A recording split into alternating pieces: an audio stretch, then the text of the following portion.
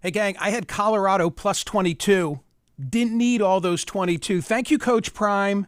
Lost by only 7 to USC. Very exciting. And New York Green last night getting 11.5. They came within 3. I think the whole country, Taylor Swift notwithstanding, I think the whole country is like rooting for Gang Green because of the tragedy of Aaron Rodgers. 4 plays in, he was there. It was exciting. It was really, really exciting. Football tonight, Seattle is a 1.5-point road favorite, visiting the Meadowlands to play the G-Men of New York. It's so funny to say it that way. By the way, when you are on such a roll, TC, that you win both your games, as I did this weekend, here's how you dress on a Monday. Oh, first of all, how do I look? You look very distinguished. Mm-hmm. Yeah. Oh, look at that. Is that for Twitter? No. Twitter was the add-on. Oh, okay. What am I looking? Oh, nice. Even better. If you won both your games this weekend, maybe you would be dressed this way. Yes, that's what I would have purchased myself. The color is perfect on you. Isn't it it perfect on me? It's it looks a great amazing shade. I'm looking at you on YouTube right now, and that color with your Smerconish behind you and the blue, like, it's perfect. Do you think Parks did this just for me? Yeah. Yeah, I think Parks it's the Casino Smerconish has introduced a whole new loungewear for me. No, the quarter zip is very good. It's like that's like cool, an athletic right? quarter And zip. you know what else? On a day like today, it's light. Yeah. It's light. I can golf in this. You need a layering piece for today. It's crazy. Ladies and gentlemen, the new Parks Shippensburg. Put it on your list if you live in West Virginia, Northern Virginia, South Central Pennsylvania, or West Virginia. Hagerstown, Maryland. I'm looking at you. Chambersburg, PA. Carlisle, PA. Winchester, Virginia. All the fun stuff under one roof. Visit parkscasino.com. Get in on the new action at the all-new Parks Casino in Shippensburg off Interstate 81. Got to be 21 for the casino. Gambling problem, call 1-800-GAMBLER. Time now for the headlines from Smerconish.com, the Monday edition of the newsletter. Okay.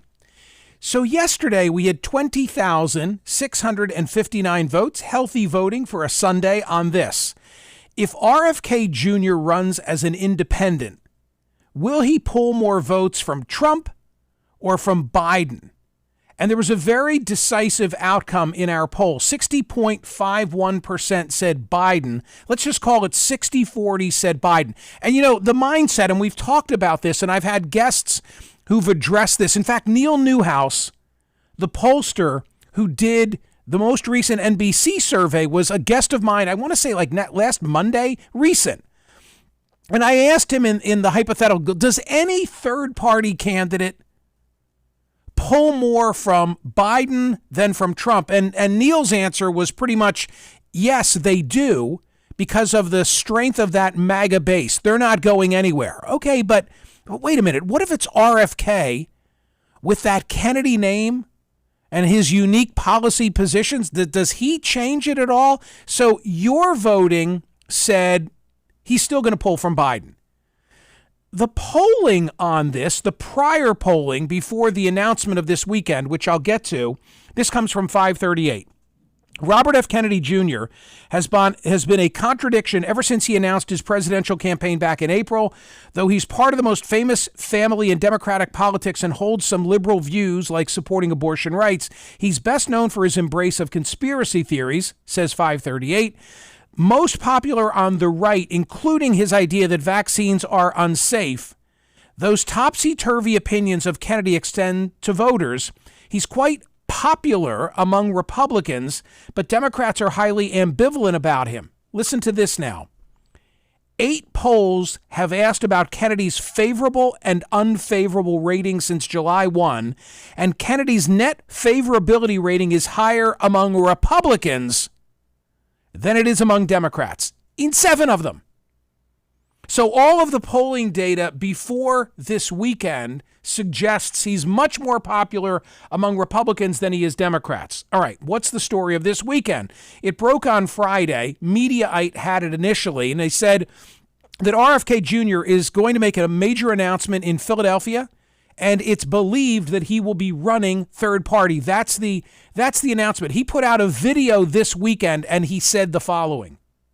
Buddy, I'm going to be in Philadelphia on October 9th to make a major announcement at the very birthplace of our nation I'm not going to tell you right now exactly what that announcement will be. I can say, though, that if you've been waiting to come to one of my public events, this will be the one to come to. This is the one.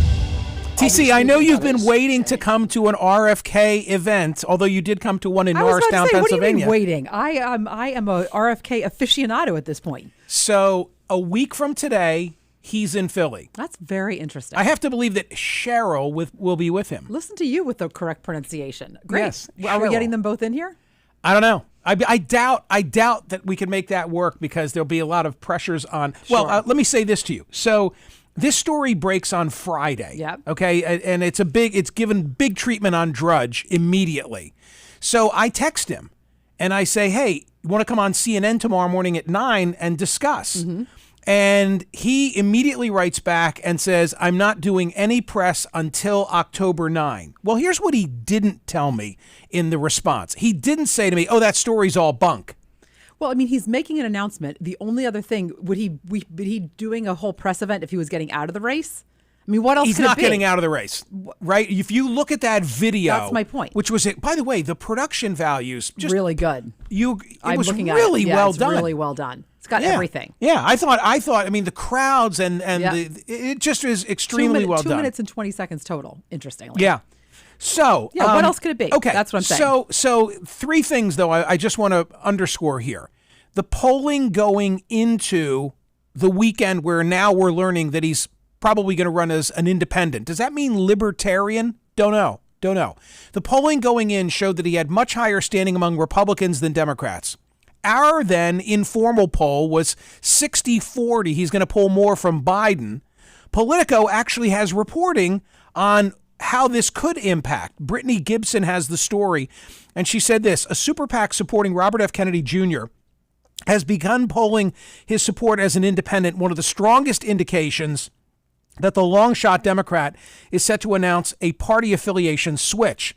The poll commissioned by John Zogby, all told, the poll shows that in a general election between Trump, Biden, and a generic independent candidate, that means we're not naming anybody, it's Trump at 40, Biden at 38, and this unknown independent is at 17. But if you now put RFK Jr.'s name into the mix, now it becomes Trump and Biden tied at 38 and Kennedy at 19, meaning this actual poll says he'd pull from Trump. I don't think we really know. It's just one more element of the chaotic, impossible to predict nature of this campaign, because not only now do you have the prospect of Robert F. Kennedy Jr. running as an independent or maybe a libertarian, but you've also still got Cornel West out there. Marianne Williamson, I don't know to what extent she's a factor, but she's out there. And the final thing that I will say about RFK and this forthcoming announcement is it's a lot easier said than done to get on. Oh, I'm sorry. Pardon me. I should have mentioned no labels. And of course, no labels saying, hey, if we have Biden and Trump and nobody wants either of them, then we're going to do something. So you could have Trump, you could have Biden, you could have no labels, you could have RFK Jr., Marianne Williamson, and Cornel West. Nutty, right? The final thing, though, I want to say is it's a lot easier said than done that I'm going to run for president and get on all 50 state ballots. That is a Herculean task. It requires a tremendous amount of money.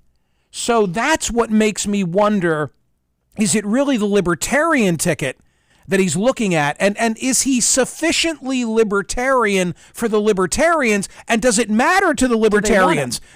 Would they rather just have a name, though, so that they become a force? I don't remain a force. I don't know, but they get a slot on all 50 ballots. If you're Bill really Weld, and if you're Gary Johnson and Bill Weld, you're getting on all 50 state ballots. I mean, maybe that's it. Maybe that's the announcement, because that would be a very big deal. One last thought on just the presidential picture, and it's this. On Friday, Robert Costa was my guest.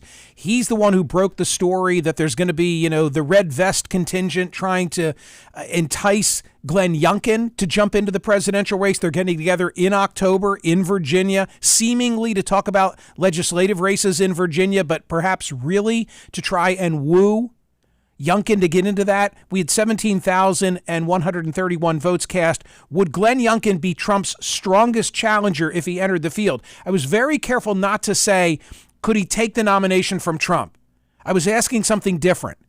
Would he be Trump's strongest challenger? And 54.82% of you said no. More headlines now from the Monday edition of the Smerconish.com daily newsletter. TC, we had huge voting on Saturday, 44,378 votes cast. Is it appropriate for law enforcement to monitor social media to prevent and solve crimes? I love that conversation. It was a great conversation. I was not surprised with the number of votes. People started voting before, during, and after your CNN program, which was a great segment talking about that. And people have real opinions on it. And I think once you sort of threaded the needle, too, about, okay, it's not just looking at social media, but what if you're friending someone purportedly that you're pretending to be somebody else in order to get information? Well, like, where is the line? And some people said you should have to have a warrant, slippery slope. Right. Some people said whatever it takes. Some people said, wait a minute, social media is all public, which isn't really true. It's online, but it's not necessarily all public. It's a really nuanced conversation. I thought it was a really interesting one. I like, as a guide, the standard that says that if you are driving down the road and I'm in law enforcement, I may follow you. Yes. Okay? I may follow you without any showing to any court. If I want to put an Apple AirTag tracker of some sort, GPS of some type on your car, yeah, I need a warrant for that. Yeah. So let's apply that logic to the world of social media. I believe that, to follow you on Twitter, unless it's a private account, that's where it gets a little hazy. Well, that's the thing. You know what I mean? Yeah. But if there's something that you've posted and it's open to the public, if you're allowing me to follow you on Instagram, then that's it. Then I think you're opening yourself up to that. Of course. It's where all of a sudden permission's required, and I'm now making a representation that's not accurate. Right. But what began this whole dialogue was the flash mob in Philadelphia a week ago. I think it was Tuesday night. I lose track of the days. Pretty sure it was Tuesday night, where they're telegraphing where they're going, and law enforcement is struggling to catch up. I want law enforcement to have all the tools of that trade. Yep, I totally get it. And guess what? People agreed with you, because look how 95%. Well, TC, you know that